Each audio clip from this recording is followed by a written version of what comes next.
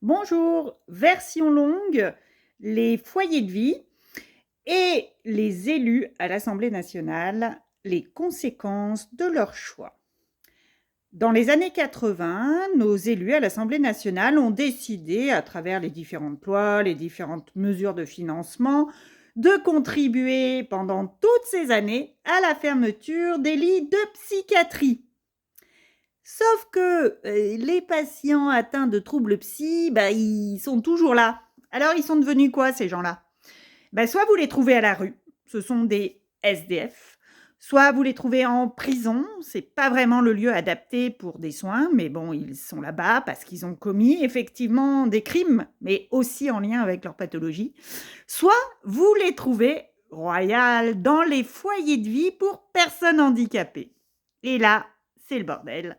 Je vais juste vous parler de ce que j'ai vécu avec Julie de ses 40 ans à 45 ans. Premier épisode. Le premier, tiens, je vais parler de ce résident qui est violent, qui reste au sein du foyer parce qu'il n'a pas de place ailleurs et surtout pas en psychiatrie, qui est agité et ma foi, l'équipe fait ce qu'elle peut. Il a déjà blessé plusieurs soignants de l'équipe, des professionnels, et ma jumelle a eu une fracture du poignet. Pourquoi? Parce que Julie, quand il y a quelqu'un qui s'agite, qu'est-ce qu'elle fait? Sa référence, ce qui la rassure, ce sont les éducateurs, enfin le personnel de l'établissement, quel qu'il soit.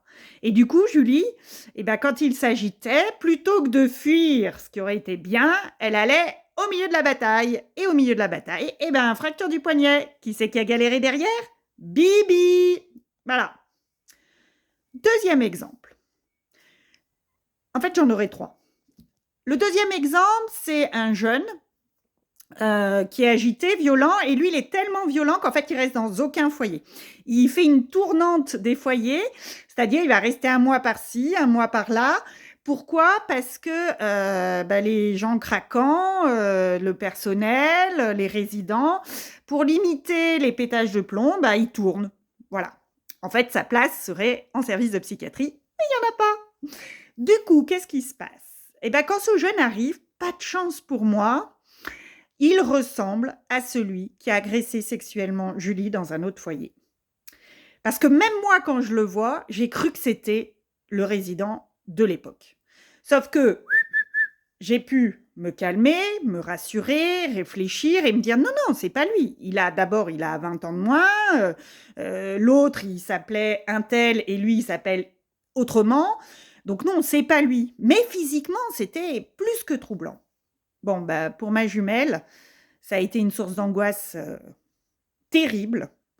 Et du coup, Julie, quand elle est mal, elle ne sait pas le dire autrement qu'en s'agitant.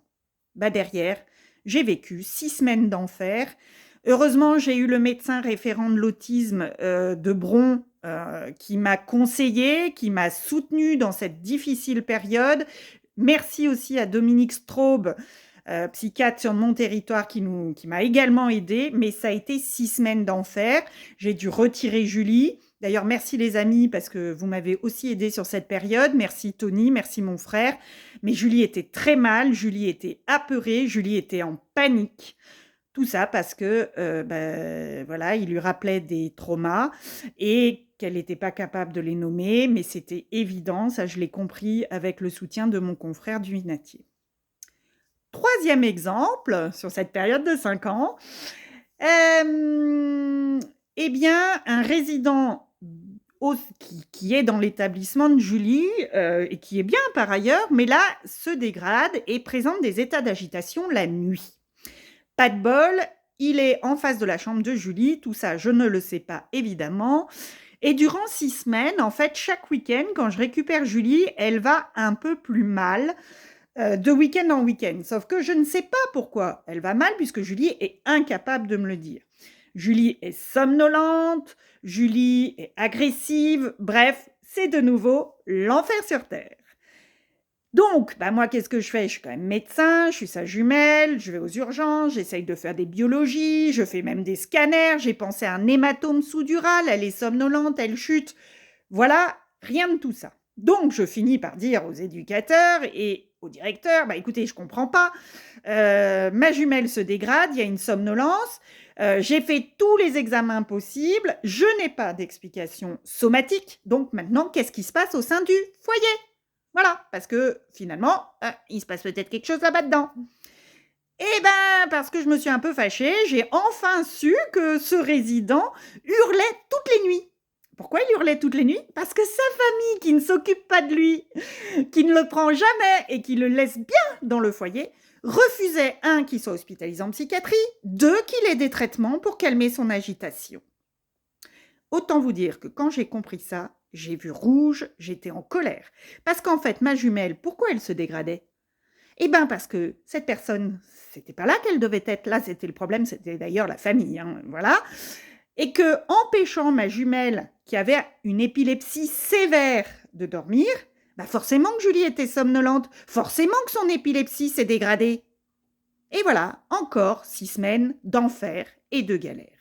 Donc, retenez que nos élus, à l'Assemblée nationale, par les choix qu'ils font sur les lois de financement, sur la fermeture des lits de psychiatriques, impactent directement notre quotidien de toutes celles et ceux qui ont des personnes dans les foyers de vie. Et ça, c'est un choix politique, car il y a les sous. Regardez les gaspillages qui sont faits au niveau de l'État, à commencer par les indemnités de nos élus, de nos présidents. Donc, il y a des choix politiques qui sont faits sur le fait que nous avons de l'argent. Au moment du Covid, énormément d'argent a été gaspillé en direction des entreprises. D'accord? Donc ça, c'est des choix politiques.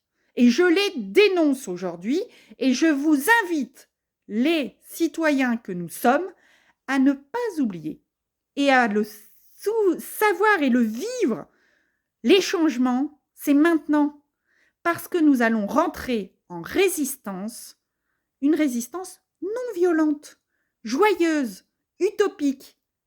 Et c'est ça qui va fonctionner. Moi, je suis inspirée par toutes celles et ceux qui, avant moi, ont mené des luttes non violentes et ont obtenu des victoires.